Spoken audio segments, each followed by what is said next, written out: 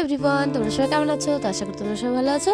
আর আমি মোটামুটি ভালোই আছি। তো দেখো সকাল সকাল কি সুন্দর ওয়েদার, মানে দৃশ্য দেখো।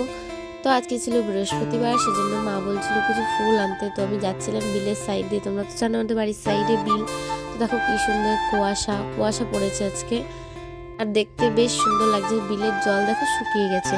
তো এই জেঠিমাদের বাড়িতে আমি ফুল আনতে মানে যাচ্ছিলাম। দেখো কি সুন্দর ফুল হয়েছে।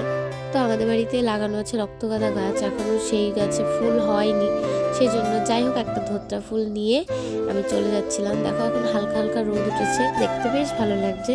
তো বাড়ি এসে দেখো দেখলাম মার সব কিছুই রেডি। তারপর ফুল আনার পরে মার পুজো দেওয়া হয়ে গেল। সন্ধ্যাবেলা গেছিলাম আমি একটা জন্মদিনের অনুষ্ঠানে। তো সেখানে যেয়ে ফার্স্টেই যেটা আমি খেলাম সেটা হচ্ছে ফুচকা।